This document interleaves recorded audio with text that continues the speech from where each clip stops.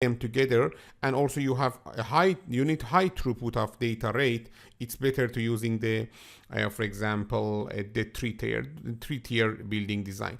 Don't forget that we have other options for design of a campus, but here we are only reviewing the for example more important types. Because of that, until now we have learned about the LAN architecture, about the access layer switch, the function of the access layer switch, and also the distribution layer switch. Okay, now you can understand these terms easily, and after that you know the function of the core layer switch, and finally you have learned in one campus network or campus LAN how we can connect multiple buildings together. The first method is the collapsed core, and the second method is the collapsed core actually is the two-level, okay, or two-tier building design. We call it the collapsed core, another name, okay? But we have the next method, three-tier, okay? In the three-tier, we are using the dual core method, or maybe the dual core building design. Also, let me to give you a little information about the structure or the topology of the switch. You know that in access layer switch, okay, in access layer switch we are connecting the switches, okay, each switch to multiple systems, multiple hosts, okay. Actually we can say that in the access layer switch, okay, between the access layer switch and the clients, this is the here we have multiple PC, multiple for example other devices, okay. Here we are using the star topology. Okay, this is the simple star topology. One centralized device, this is the switch, and also the switch connected to the other clients. But between the switch, the access layer switch and distribution, we can use a different topology. Look at here. Here we have the switch 1 connected to these two distribution switch Y for redundancy and for load sharing. Maybe one of these links is failed, okay, we can use the other link. Here, as you can see, between the access layer switch and distribution layer switch, we are using the partial mesh, not the full mesh. Look at here. Why? You know that here we don't have connectivity between two access layer switch. Here we are using the partial mesh. Partial mesh means only the switch A21 should connect to some of the for example switch such as the distribution layer switch, not the other devices. But in the core layer, in some cases we are using the partial mesh, and in some cases we are using the full mesh. You know that this is related to the cost, and this is related to the requirement, some of the requirement. And for example, in the layer between the access and distribution switch, okay, if you use the full mesh, it is not suitable for the network, and also it gives it maybe you need to consume more money. Why? Because we don't want to send traffic from the PC to the A21 then to the A22. Because of that, it is not recommended to connecting the A21 to the A22. You need to only use the partial mesh. This means that in all ways the full mesh is not better than the partial mesh, okay. In some cases partial mesh is better, and in some cases the full mesh is better. You should, as a designer, select which method is better for your network.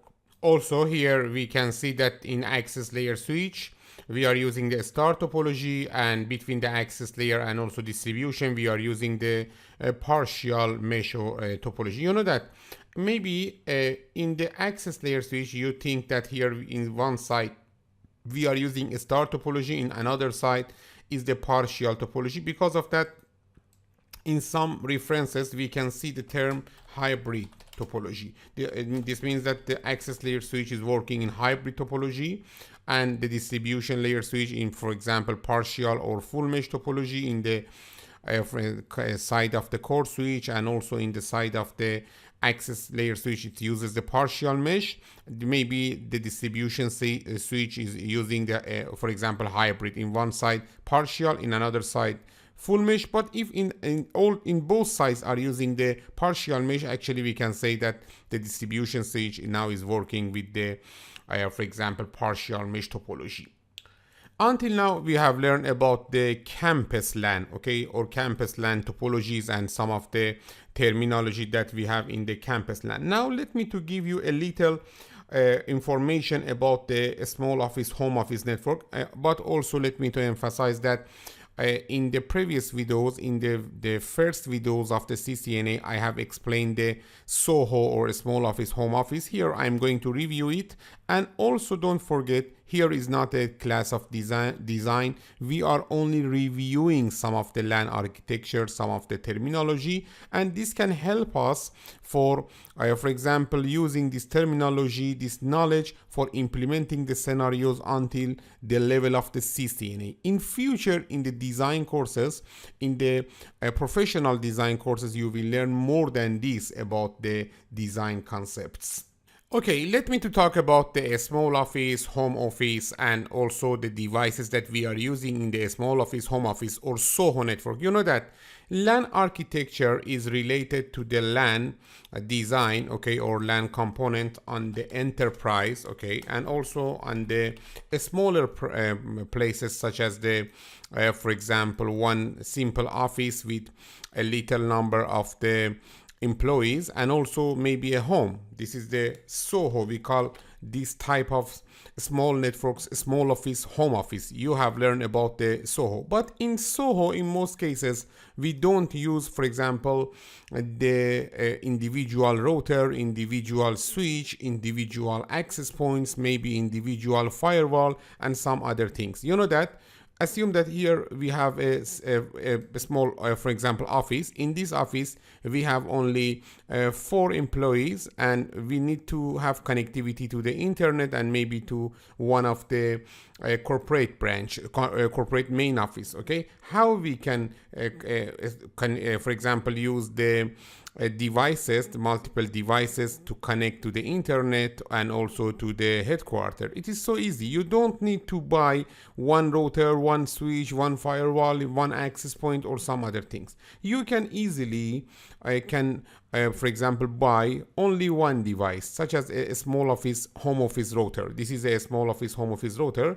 And in this device, actually, we have multiple devices. Actually, this is a composite device. In this device, this is not only a router. This is a combination of multiple devices. Let me to explain the component and different part of this small office, home office router. Okay, for example, in this device, you know that we should connect this device to the phone line or to the Cat-V cable, okay, according to the ISP or the internet service provider that you have in your area. Okay, and after that, this is the internet service provider, and we are connecting the service provider to the for example, this device. After that, we need to use some devices inside this SOHO router to connect to the internet. For example, assume that in our home, in our office, we have 4 for example, PC, and maybe 3 of them are using the wired network interface card. 1 of them, or maybe 2 of them,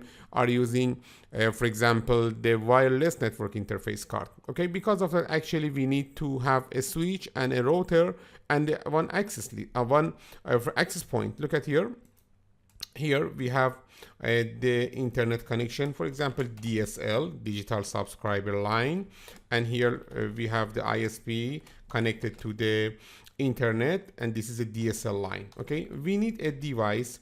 With this device, okay, we should have one switch, at least one switch, because some of the PCs that are working in this SOHO are using the network interface card with a wired network interface card, and we can connect the switch to the for example, these PCs. Okay, and also we need one AP or access point. You know that access points in most cases should connect to this switch.